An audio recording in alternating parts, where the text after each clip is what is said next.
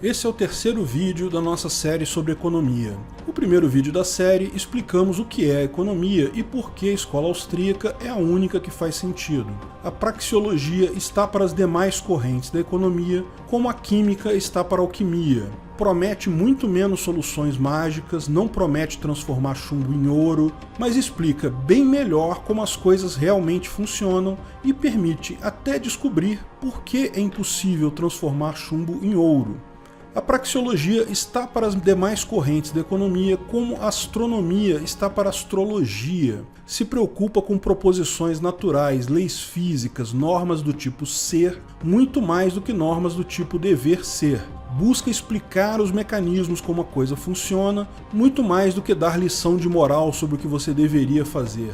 Áries, esse mês você deve imprimir dinheiro para aquecer a economia. A única economia que interessa é a escola austríaca e a praxeologia, e é dessa que estamos falando aqui. Mas se não é o governo que gera riqueza, como a simples interação entre pessoas pode gerar riqueza? Mostramos isso no segundo vídeo, como a riqueza é gerada pela mera interação entre pessoas de forma livre. Todos temos a propriedade sobre o nosso corpo e sobre qualquer trabalho produzido por ele, o que nos permite realizar determinadas formas de trabalho. Algumas pessoas fazem serviços melhores que outras, conforme a necessidade das pessoas, a capacidade de especialização. Mais riqueza é gerada na troca do seu trabalho por algum outro benefício que seja do seu interesse. Dessa forma, é sempre assim que a riqueza é gerada, pela troca de serviços e produtos entre pessoas. Mas lógico, a economia não gira apenas sobre a geração de valor na negociação entre pessoas. Riqueza também pode ser gerada pelo crédito,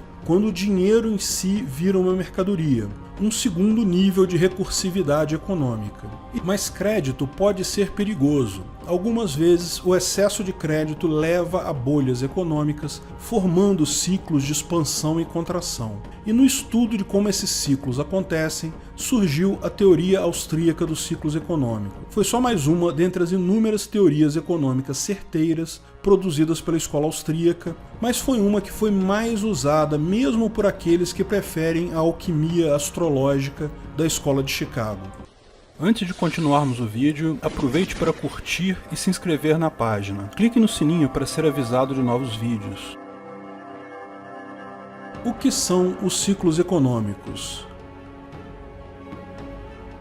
Para falar sobre ciclos econômicos, é importante entender o que é o dinheiro em si. Eu já fiz um vídeo sobre dinheiro chamado Sem Estado, Quem Vai Emitir Moeda, em que expliquei que, na verdade, qualquer coisa pode ser dinheiro. Trata-se apenas de uma forma convencional usada em uma sociedade sobre um padrão de medição do valor das coisas. Existem algumas características que são desejáveis no dinheiro, mas na verdade qualquer coisa pode ser dinheiro. A única característica que é obrigatória no dinheiro é o consentimento entre as partes que fazem negócio. Ou seja, aquela forma de dinheiro deve ser convencional naquela sociedade, as pessoas devem concordar que aquilo é dinheiro. O dinheiro estatal é apenas uma dessas coisas que podem ser usadas como dinheiro. Outras coisas são ouro, prata, metais preciosos e, lógico, moedas criptográficas. A única necessidade de uma moeda, do dinheiro, é ser aceito pela sociedade, ou por pelo menos uma grande parte dela, aquela parte em que você pretende usar aquilo como dinheiro.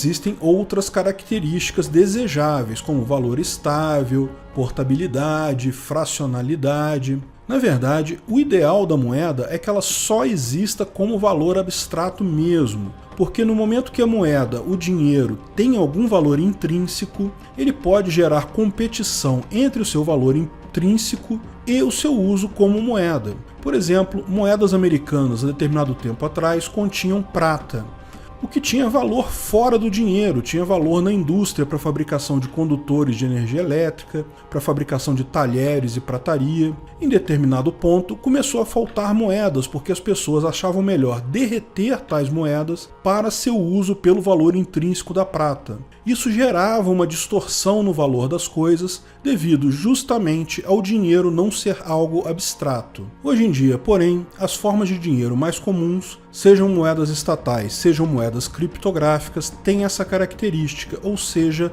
não tem valor por si só. Algumas pessoas levantam a questão do lastro da moeda. Dizem, por exemplo, que o lastro do real é a economia brasileira, as pessoas que transacionam com essa moeda. Nesse sentido, você poderia dizer que o lastro do Bitcoin, por exemplo, são as pessoas que transacionam com o Bitcoin também, o que já seria um lastro considerável. Mas isso é papo, porque a acepção mais precisa de lastro de uma moeda é a garantia do valor daquela moeda.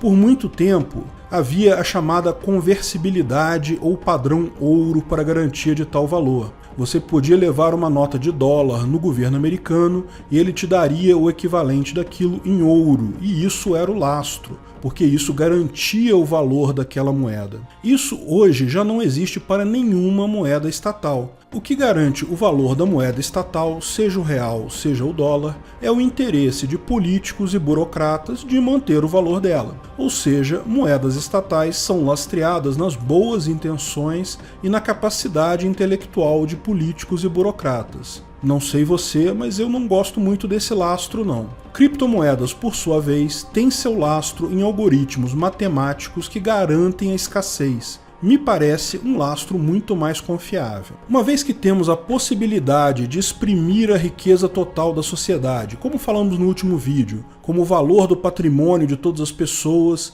e como vimos também que a mera interação entre pessoas, trocas voluntárias, isso gera riqueza ao longo do tempo, podemos estabelecer que uma sociedade livre vai naturalmente aumentar sua riqueza ao longo do tempo. Esse aumento não vai ser uma linha reta, porque podem haver erros, escolhas ruins das pessoas e, como já vimos, uma má transação pode sumir dinheiro, pode fazer riqueza desaparecer. A tendência, porém, como todos buscam aumentar a riqueza, é que a riqueza aumente com o tempo. Então, apesar dessas flutuações de pequenas alterações, a tendência média é uma linha crescente com o tempo.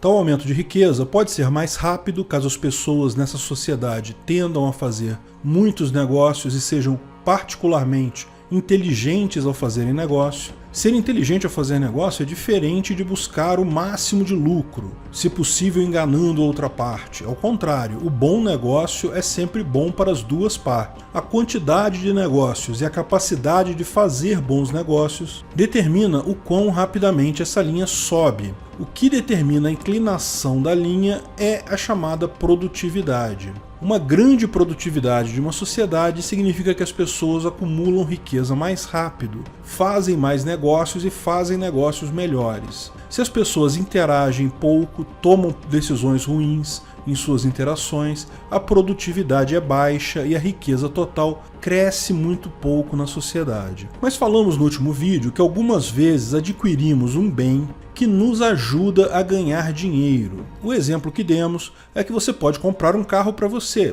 Isso torna o seu dia a dia mais agradável, portanto você já teve um aumento de riqueza total ao trocar o seu dinheiro pelo seu carro. Mas se você passa a trabalhar como motorista de Uber, por exemplo, esse carro, ao invés de ser um mero aumento da sua riqueza pontual, ele passa a gerar oportunidade de negócios. Você passa a ter várias interações com várias pessoas ao longo do dia, trocando minutos do seu trabalho e o aluguel do seu carro para atender pessoas que valorizam mais estar em determinado lugar diferente do que o dinheiro que elas têm com elas. Então, esse carro é mais do que um aumento pontual da sua riqueza, ele altera a derivada da sua riqueza, permitindo que você aumente mais rapidamente a sua riqueza com o tempo. Você aumentou a sua produtividade.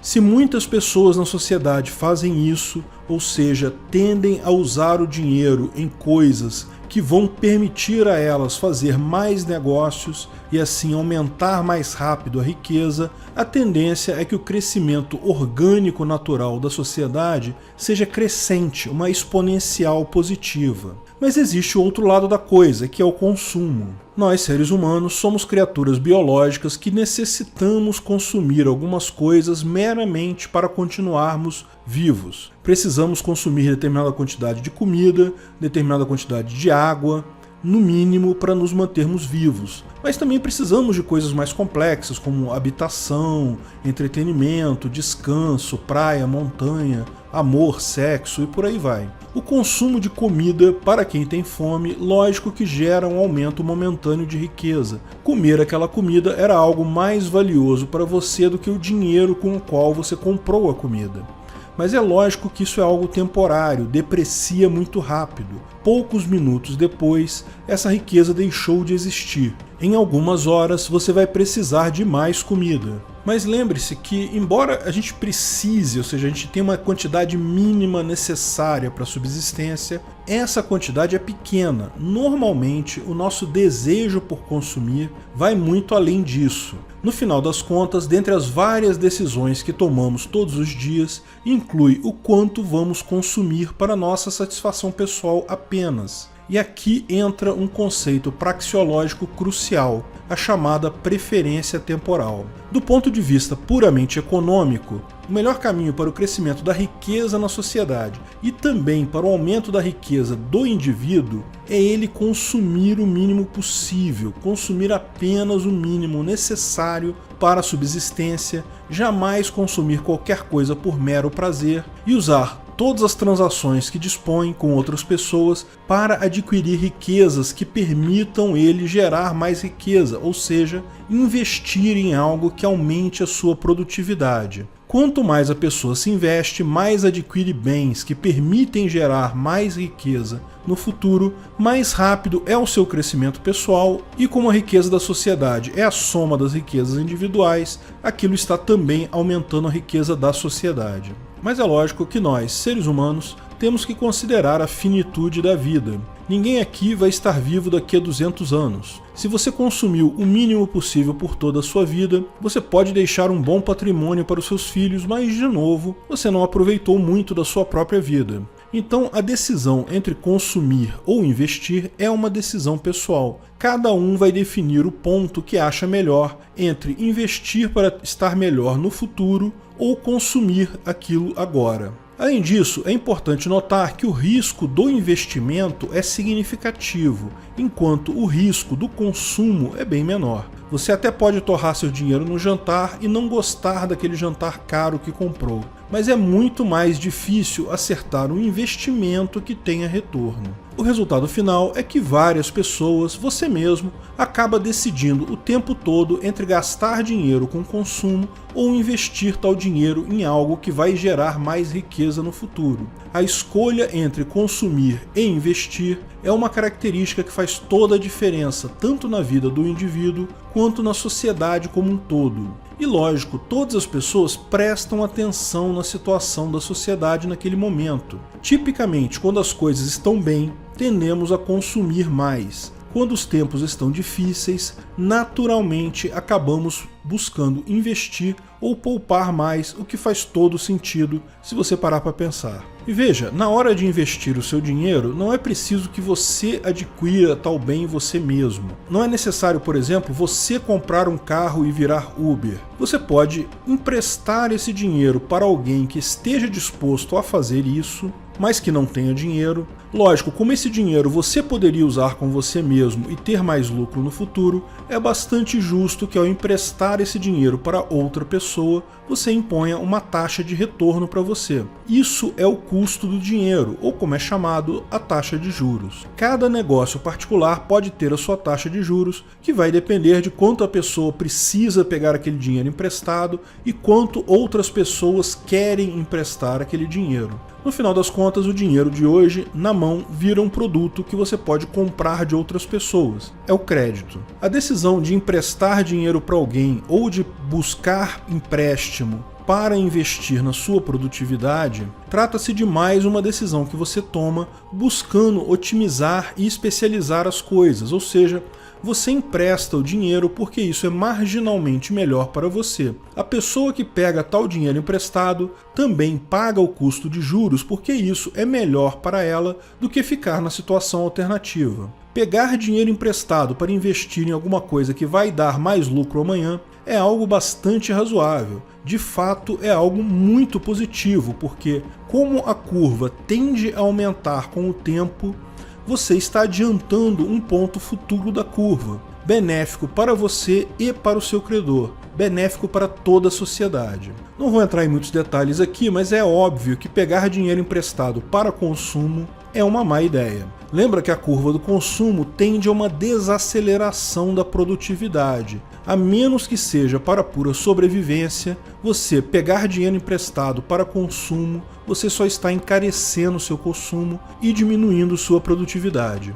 Até aqui, ou seja, até o ponto que você empresta dinheiro que você poupou para outra pessoa gastar, trocando isso por um valor de comum acordo entre as partes, tudo está funcionando muito bem. Ainda estamos plenamente em um mercado ditado pelas escolhas pessoais. Nesse tipo de mercado, um livre mercado não regulado, também podem existir crises. Lembra que eventualmente pessoas fazem más escolhas de investimento, ou mesmo uma escolha aparentemente boa pode levar à destruição de valores absurda devido a um acidente natural, uma seca prolongada ou um grande acidente físico. Mas nesse tipo de mercado, quando ocorre uma crise, algumas empresas quebram, algumas pessoas perdem muito dinheiro, mas o mercado se ajusta porque a produtividade geral não é muito afetada. Lógico que algumas pessoas são muito afetadas, mas tipicamente isso se restringe a uma parcela da população. E a sociedade como um todo consegue se recuperar rapidamente. O valor do dinheiro para investimento sobe, as coisas ficam mais difíceis, as pessoas tendem a gastar pouco em consumo, a poupar mais para investimento. Isso acaba ajudando a reparar o problema e tudo tende a se recuperar com certa facilidade. Mas daí vem um economista do governo e pensa da seguinte forma: poxa, se esse negócio da curva de crescimento tende a acelerar com o tempo, não seria legal se a gente conseguisse emprestar dinheiro para um monte de gente de forma que a produtividade da sociedade como um todo cresça mais rápido? Mais gente com mais dinheiro significa mais impostos para mim e meus coleguinhas capangas da máfia. Ou então, como é mais comum, numa situação de crise com o governo preocupado que não consegue mais roubar tanto quanto roubava antes do povo, tem essa ideia. Vamos emprestar dinheiro para acelerar a recuperação daquela crise. Lembra que dinheiro estatal não tem mais lastro, portanto, o político e os burocratas amigos dele conseguem criar um monte de dinheiro do ar. Não tem nenhum impedimento. Repare que aqui saímos da mera organização espontânea de pessoas decidindo o que fazer com seus próprios recursos e entramos num terreno diferente. Não se trata mais de uma pessoa decidindo emprestar todo o dinheiro que tem.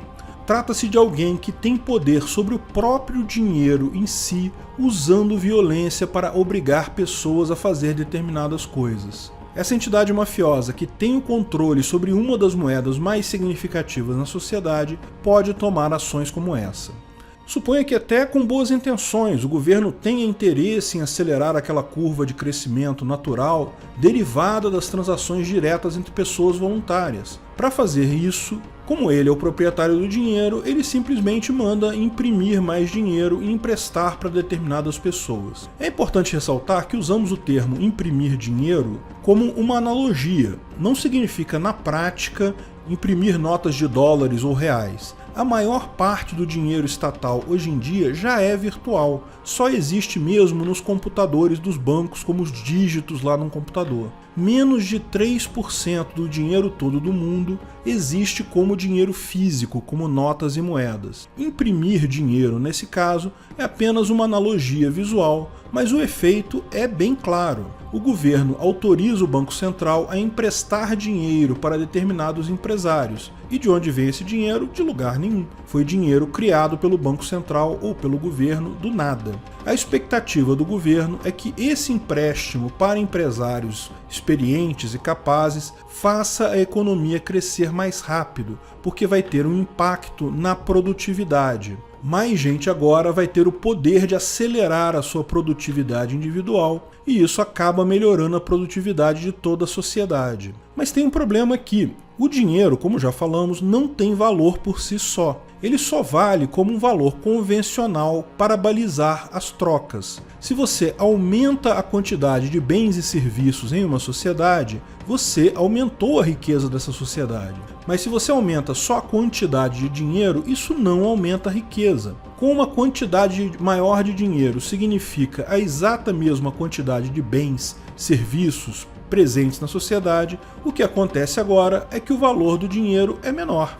Você precisa de mais dinheiro para comprar a mesma coisa, ou seja, imprimir dinheiro gera inflação. Isso é tão óbvio e claro que não há nenhum questionamento sobre isso. Mas lógico, quando o governo aumenta o dinheiro em circulação, ele não faz isso dando dinheiro para todas as pessoas. Se ele fizesse isso, causaria apenas a inflação. Mas não, ele faz isso emprestando dinheiro novo para determinadas pessoas ou empresas. Isso gera dois efeitos. Primeiro que, na verdade, isso implica em diminuir o valor do dinheiro de quem não recebeu dinheiro novo do governo. Você que não é amigo do poderoso chefão, perdeu o dinheiro aí. Mas isso aumenta a quantidade de dinheiro daqueles alguns escolhidos. Então há uma concentração de renda sempre que o governo imprime dinheiro dessa forma. Pois é, sabe quem é o culpado da altíssima concentração de renda no Brasil? É o governo e suas políticas expansionistas de crédito e emissão de dinheiro. É sempre ele.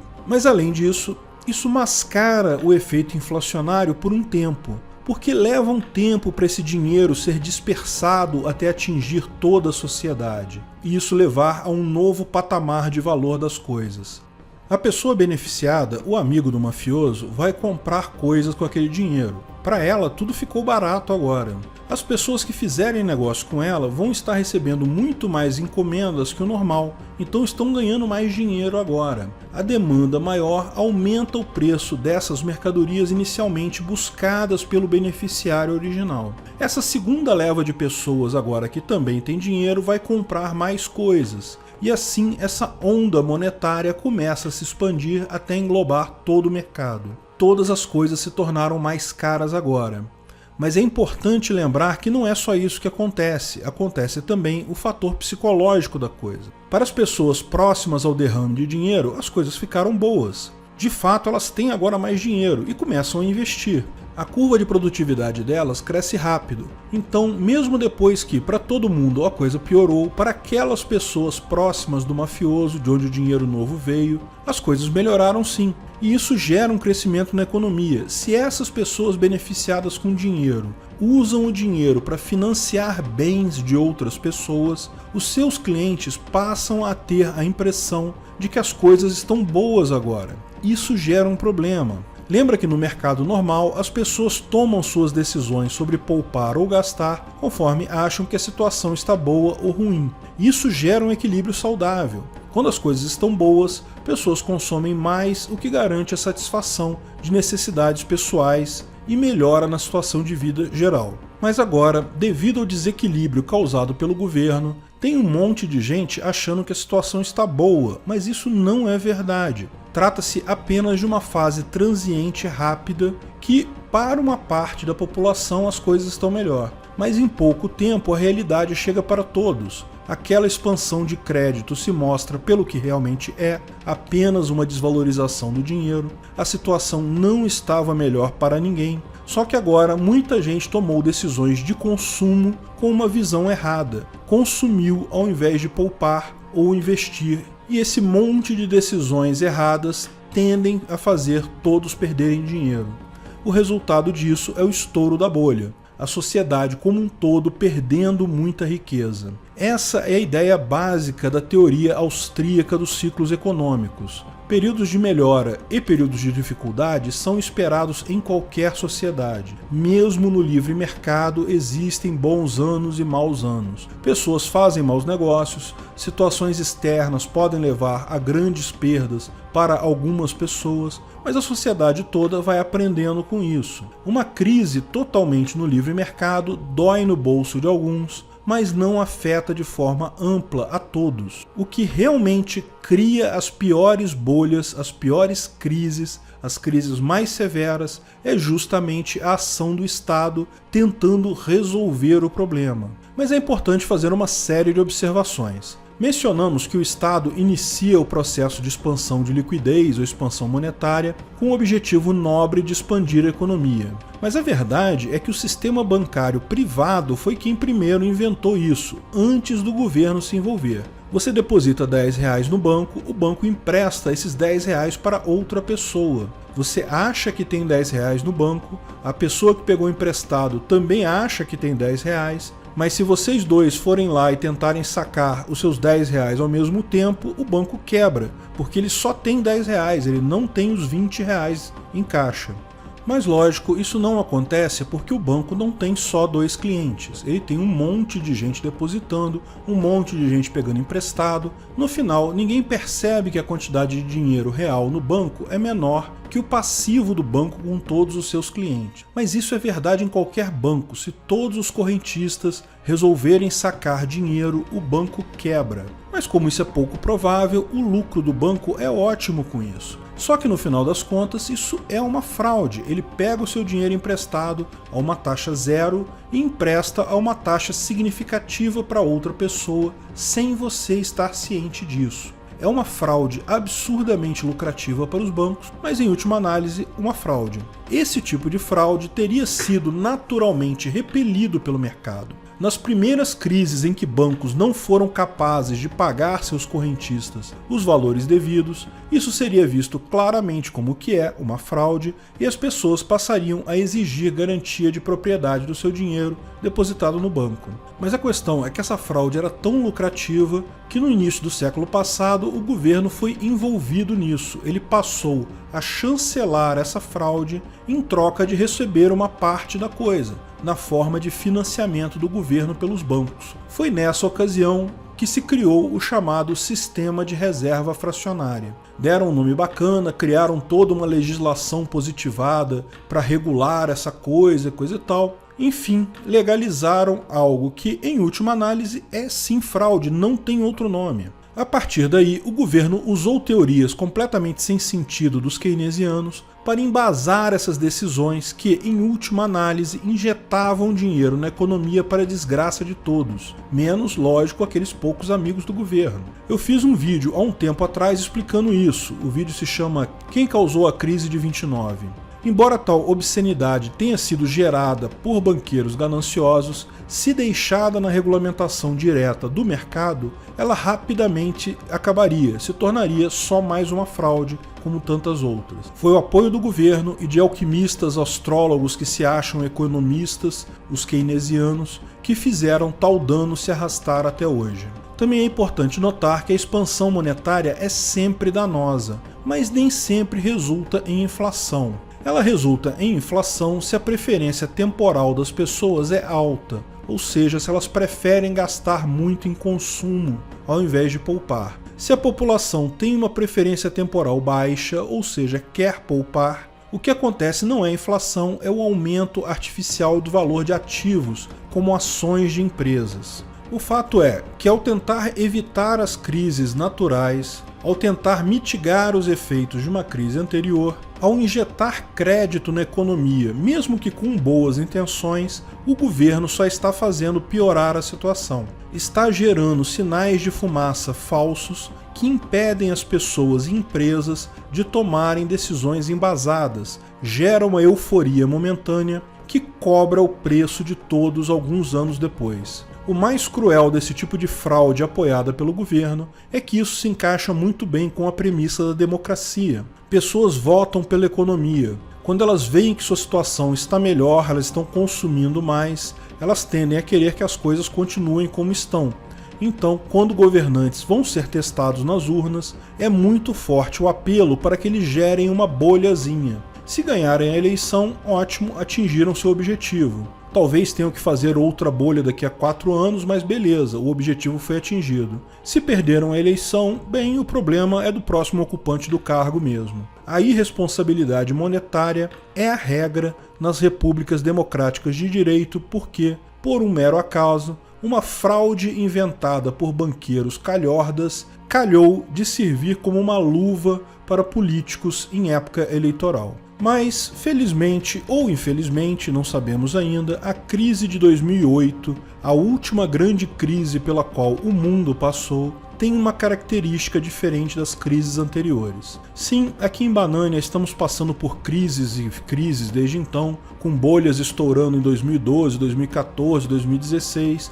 justamente devido a Dilma e Guido Mantega terem insistido na receita keynesiana para ganhar a eleição, mas no resto do mundo já houve uma recuperação. Ainda assim, porém, não se vê o efeito inflacionário nos preços das coisas nem nos ativos acionários devido à injeção massiva de dinheiro que foi feita por governos do mundo todo em torno de 2008 com a quebra do Lehman Brothers. Isso é um enigma de fato. Nem o preço das ações, nem o preço dos produtos teve um aumento significativo desde então. Vários bancos centrais estão adotando até políticas de juros negativos, ou seja, quase proibindo as pessoas de poupar e, nem com isso, conseguem aumentar o consumo. Por exemplo, como pode existir uma pessoa que investe com juros negativos? Hoje, bancos na Suíça pagam menos 0,5% de juros, ou seja, você tem uma nota de R$100, se você colocar essa nota no colchão da sua casa,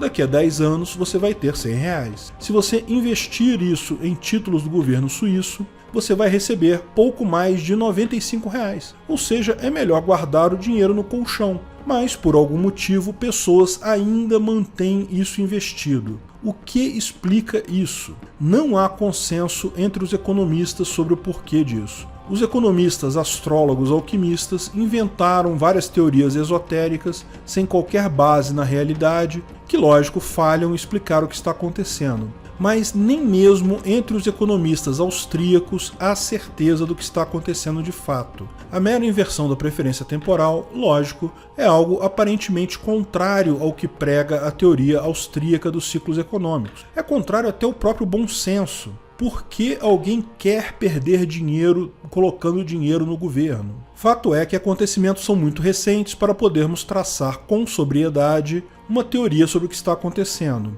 Números errados são sempre uma possibilidade. Estamos falando de governos, lembra? E governos mentem. Governos são meras máfias capazes de mentir com a naturalidade de uma criança. Além disso, inércia é sempre uma possibilidade. Como disse, são acontecimentos recentes. Seja o que for que está escondido, o malefício causado pela ação governamental é óbvio. Que ele existe, existe. Vamos descobrir de que forma no próximo estouro da bolha.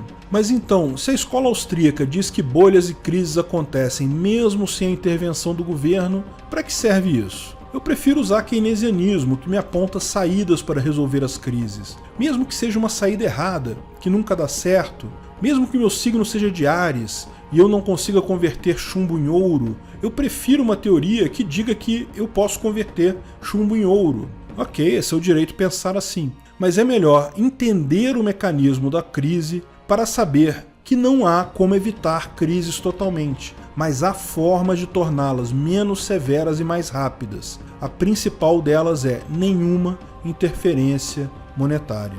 E o lado positivo disso tudo é que as criptomoedas e a informação descentralizada vai levar a isso acontecer muito em breve. Suspeito que quando a próxima crise grande estourar, as pessoas não beneficiadas diretamente com a fonte do dinheiro barato do governo vão conseguir se proteger em criptomoedas. Eu não sei quando, eu não sei como a próxima grande crise vai acontecer, mas ela vai ser a primeira crise da época das criptomoedas. E suspeito que vai ser a última crise que o governo vai conseguir empurrar o custo das suas ações idiotas sobre as pessoas. Obrigado por assistir nosso vídeo. Comente abaixo se tiver dúvidas ou sugestões de novos temas.